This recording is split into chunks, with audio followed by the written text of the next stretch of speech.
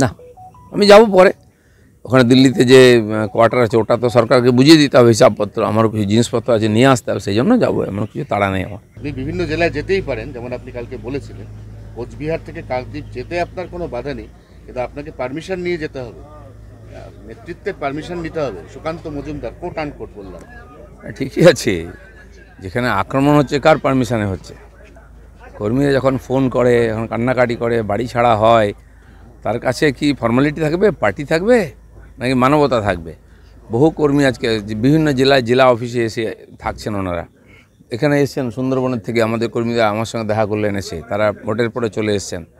তো পারমিশন নেওয়ার জন্য, প্রোগ্রাম করার জন্য পারমিশন নিতে হয়, কারোর সঙ্গে দেখা করার জন্য কোনো পারমিশন নেওয়ার দরকার হয় না। কিন্তু রাজ্য সভাপতি এখন যিনি আছেন তিনি মনে করছেন যে আপনি প্রাক্তন রাজ্য সভাপতি, তাকে ছাপিয়ে কর্মীদের বেশি কাছে পৌঁছতে চাইছেন। আমি চিরদিন কর্মীদের সঙ্গেই ছিলাম, এখনও আছি। পার্টির প্রোগ্রামে আমি 4 বছর ধরে যাই না, আমাকে ডাকাও হয় না, আমার কোনো মতামত নেওয়া হয় না, কিন্তু আমি পার্টির কর্মীদের সঙ্গে থেকেছি, সাধারণ মানুষের সঙ্গে থেকেছি, আর আমি সেটাই থাকবো যতদিন রাজনীতিতে থাকবো। আর রাজনীতি না করলে অন্যভাবে থাকবো, মানুষের কাছে যেতে কেউ কাউকে আটকাতে পারে না। ডাকাবুকো দিলীপ ঘোষ, তাকে 4 বছর তিনি নিজেই বলছেন তাকে কোনো ডাকা হয় না, এই না ডাকাটাই কি দলের সর্বনাশ করে দিল? সেটা তো এইসব পর্যালোচনা হওয়া উচিত, কর্মীরাই বলবেন কেন কি সমস্যা হয়েছে।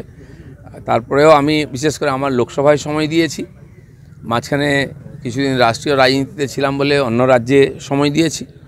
গত 1 বছর 1.25 বছর ধরে পুরোপুরি মেদিনীপুরে আমি সময় দিয়েছিলাম, টাকা পয়সা খরচা করে সময় দিয়ে থেকে। তো সেখানে আমাকে লড়তে দেওয়া হয়নি, তো তার ফলে দেখা গেছে রেজাল্ট দুই দিকে কী হয়েছে।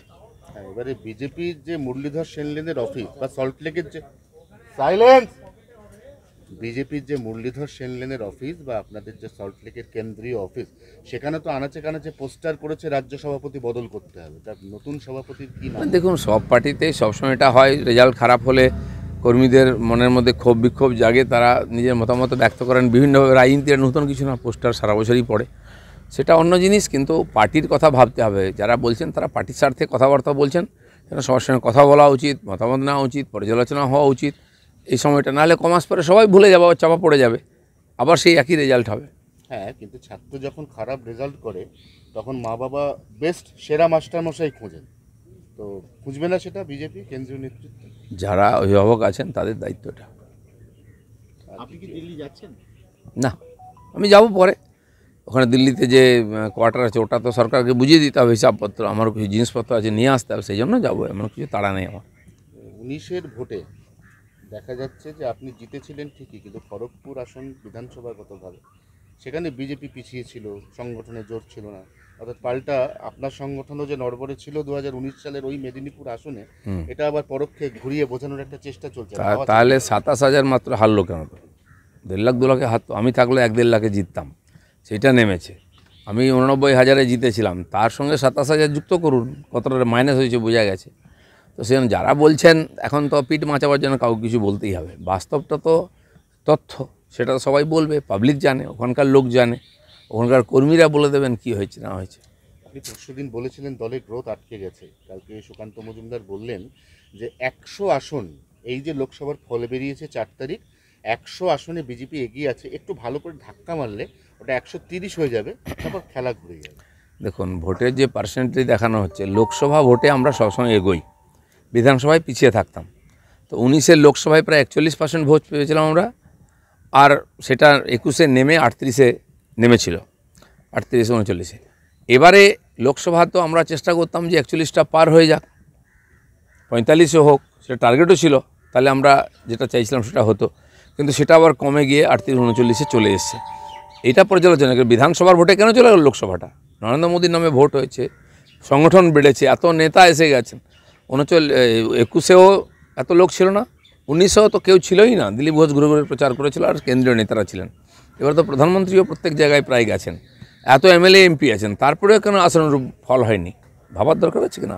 আরেকজন আছেন দেবশ্রী চৌধুরী বলে, জেতা আসন থেকে তাকে হঠাৎ করে সরাসরি মমতা বন্দ্যোপাধ্যায়ের খাস তালুক দক্ষিণ কলকাতায় মালা রায়ের সামনে ফেলে দেওয়া হলো, পরিণতি যা হওয়ার তাই হলো। যে যুক্তি তর্ক দেওয়া হয়েছে, আমি নাকি ওখানে দাঁড়ালে হেরে যাব, কুর্মীরা আমার বিরুদ্ধে, তো যেখানে কুর্মী ভোট, পুরুলিয়া সেখানে তো আমরা জিতে গেছি। কুর্মীদেরকে খেপানো হয়েছিল আমার বিরুদ্ধে, আমাকে সরাবার জন্য। দ্বিতীয় হচ্ছে দেবশ্রী যেখানে কাজ করেছে, মন্ত্রী ছিল, আমি তাকে বলেছি তুমি পার্টি কামড়ে পড়ে থাকো, মাটি কামড়ে তুমিই জিতবে। সে আসন আমরা জিতেছি, আর যে জিতেছে সে তার কাউন্সিলর ছিল। একটা তাকে কে চিনতো ওখানে? সে তো একটা ওখানে গ্রামীণ পুরসভার নেতা, সে জিতে গেল, দেবশ্রী জিততো না। এর পিছনে কি আছে, কেন করা হচ্ছে, এটা তো ভাবতে হবে। সেটাকে ওই কাটিয়ে কিছু তো আছেই, নাহলে যারা পুরনো পার্টির প্রতিষ্ঠিত নেতা তাদেরকে হারাবার জন্য পাঠানো হয়েছিল নাকি কি জন্য? লোকে জেতা সিট, হারা সিট জেতার জন্য প্ল্যানিং করে, এ তো জেতা সিট হারাবার জন্য প্ল্যানিং হয়েছে মনে হচ্ছে। যেখানে আক্রমণ হচ্ছে কার পারমিশনে হচ্ছে? কর্মীরা যখন ফোন করে, যখন কান্নাকাটি করে, বাড়ি ছাড়া হয়, তার কাছে কি ফর্মালিটি থাকবে, পার্টি থাকবে, নাকি মানবতা থাকবে? বহু কর্মী আজকে বিভিন্ন জেলায় জেলা অফিসে এসে থাকছেন, ওনারা এখানে এসছেন সুন্দরবনের থেকে, আমাদের কর্মীরা আমার সঙ্গে দেখা করলেন এসে, তারা ভোটের পরে চলে এসছেন। তো পারমিশন নেওয়ার জন্য, প্রোগ্রাম করার জন্য পারমিশন নিতে হয়, কারোর সঙ্গে দেখা করার জন্য কোনো পারমিশন নেওয়ার দরকার হয় না। কিন্তু রাজ্য সভাপতি এখন যিনি আছেন তিনি মনে করছেন যে আপনি প্রাক্তন রাজ্য সভাপতি, তাকে ছাপিয়ে কর্মীদের বেশি কাছে পৌঁছতে চাইছেন। আমি চিরদিন কর্মীদের সঙ্গেই ছিলাম, এখনও আছি। পার্টির প্রোগ্রামে আমি 4 বছর ধরে যাই না, আমাকে ডাকাও হয় না, আমার কোনো মতামত নেওয়া হয় না, কিন্তু আমি পার্টির কর্মীদের সঙ্গে থেকেছি, সাধারণ মানুষের সঙ্গে থেকেছি, আর আমি সেটাই থাকবো যতদিন রাজনীতিতে থাকবো। আর রাজনীতি না করলে অন্যভাবে থাকবো, মানুষের কাছে যেতে কেউ কাউকে আটকাতে পারে না। ডাকাবুকো দিলীপ ঘোষ, তাকে 4 বছর তিনি নিজেই বলছেন তাকে কোনো ডাকা হয় না, এই না ডাকাটাই কি দলের সর্বনাশ করে দিল? সেটা তো এইসব পর্যালোচনা হওয়া উচিত, কর্মীরাই বলবেন কেন কি সমস্যা হয়েছে। তারপরেও আমি বিশেষ করে আমার লোকসভায় সময় দিয়েছি, মাঝখানে কিছুদিন রাষ্ট্রীয় রাজনীতিতে ছিলাম বলে অন্য রাজ্যে সময় দিয়েছি। গত 1 বছর 1.25 বছর ধরে পুরোপুরি মেদিনীপুরে আমি সময় দিয়েছিলাম, টাকা পয়সা খরচা করে সময় দিয়ে থেকে। তো সেখানে আমাকে লড়তে দেওয়া হয়নি, তো তার ফলে দেখা গেছে রেজাল্ট দুই দিকে কী হয়েছে।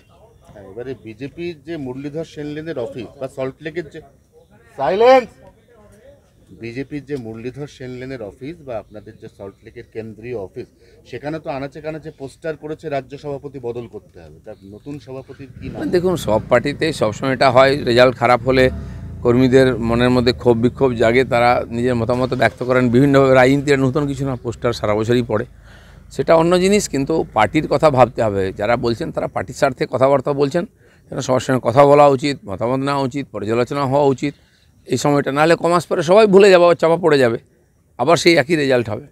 না, আমি যাব পরে, ওখানে দিল্লিতে যে কোয়ার্টার আছে ওটা তো সরকারকে বুঝিয়ে দিতে হবে, হিসাবপত্র, আমারও কিছু জিনিসপত্র আছে নিয়ে আসতে হবে, সেই জন্য যাবো, এমন কিছু তাড়া নেই আমার। তাহলে 27,000 মাত্র হারলো কেন? তো 1.5 লাখ 2 লাখে হারতো, আমি থাকলে 1-1.5 লাখে জিততাম, সেইটা নেমেছে।